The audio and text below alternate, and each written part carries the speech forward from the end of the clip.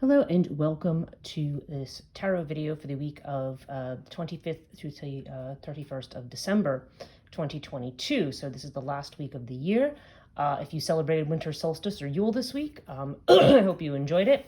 If you if you celebrated Hanukkah or now or today's Christmas Day, and you celebrate Christmas, enjoy all of the holidays that are happening right around now that really sort of mark this beginning of winter.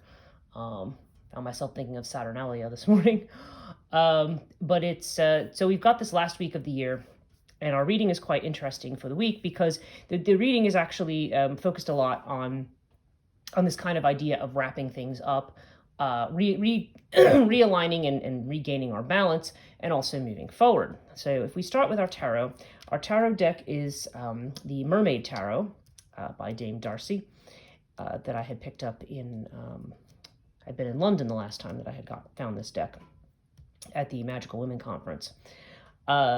We've also got, I'm going using the Dark Goddess Oracle. We have the Wisdom of the Tao. We have the Celtic Tree Oracle, and we have Moonology. Normally I have a couple of other things in here, but I think we have a clear enough picture from what we have here as to what, where we're actually headed this week. So, okay, so let's start with our tarot. Knight of Pentacles is usually a card of kind of slow and steady progress. It's about, it's about being frugal, about being prudent, about keeping your feet on the ground, and about building things up. It's not like the Page. You're not like right at the beginning of a particular venture, but you're actually, things are sort of in motion and on the way, but they're moving at a slower, steadier pace. The situation is growing, but it's not usually not a rapid movement associated with the Knight of Pentacles. That said, we also have the Fool card, which has to do with risks and taking risks, and then we've got the Two of Wands, which has actually come up a couple of times, I think even in my daily card pulls. The Two of Wands is usually, as you can see, the gentleman looking out over the water. There's this idea of, looking ahead to the next horizon. We're not there yet. We might be making preparations. We might have it all, everything together and under control here, but nonetheless, in that dominion, as they say, because this is the card of dominion in some decks. That's the idea that you have it, but now, but there's still this person standing alone here. So there's this definite need to venture out across the sea to the next horizon.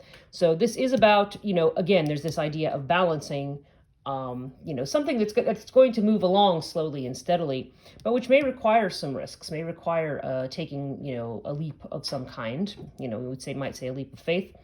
But there's this idea that, there's a go for it energy to this, It seems like we have the accomplishments and we have the foundation that's stable and solid enough for us to now finally think about moving ahead. And that really jives with everything else that we see here. Speaking of balance, we have the balance card here in the Wisdom of the Tao. And that literally is about what it says. It's about the idea that you want to find that middle ground, it's described in the book. She says, if you have too much toil, you need to take time for leisure. If you're spending too much time at leisure and entertainment, then you lose your drive. So you wanna find, again, there's this idea of finding the middle ground here between different things. In everything, physically, mentally. And, if you think about it, the holiday time for a lot of people is a time for, people are celebrating, or eating more, drinking more, just indulging more, potentially, sometimes too much. So this may be a reminder to keep things in balance. And certainly when we have Angana here in the Dark Goddess Oracle, this is, in this particular deck, this refers to health. And so it has to do with the idea of, make sure that you're paying attention to your health and that you're keeping things in balance, because this can have to do with the way that we have certain ailments.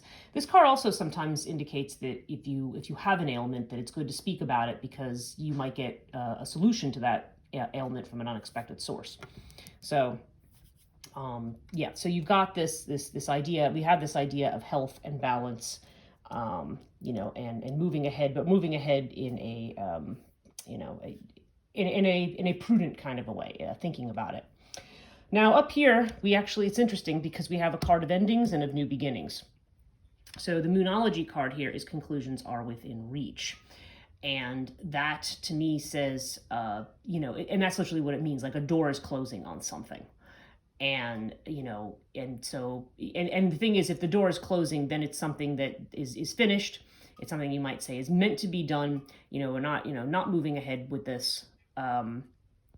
So it's very good to, it's good to look and see, what is finished, what needs to be let go of, and what's no longer going to serve us as we move towards the coming year.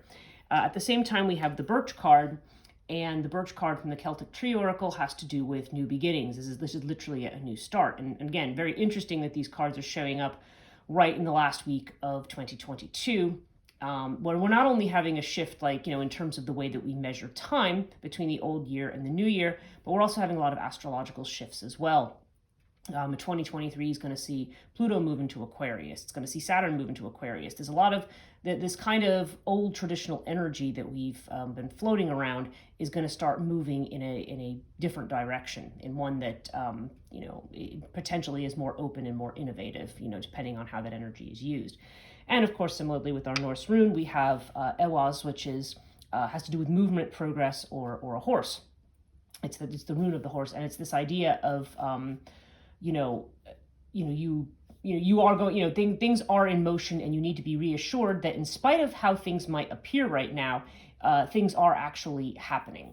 So if you're looking at it, if things feel a bit like this, if you feel like, okay, you're waiting to see the fruits of your labor, or your fruits of a particular situation, it may be saying, no, rest assured that things are in motion, and you are going to see that progress. It's, but again, there's, it's another reminder of the things around it that we need to do to keep in balance. So again, a really kind of, it's weird. It's kind of a weirdly almost traditional New Year's kind of reading where we think about the old year as ending, and then we start making resolutions for the new year, and, we're going to diet, exercise, whatever else it is that people come up with that, to improve themselves in the new year. But this is really more about just focusing on balance and good health, both mentally and physically, and being willing to move ahead and take risks when it's appropriate. But again, there's that reminder about things that might be unfinished business, and there is also the reminder that if something does, legitimately come to an end, then it's meant to be finished. You're not. It's not something you need to move forward with into the next year. So with that, I'm just going to kind of keep this a short and simple reading.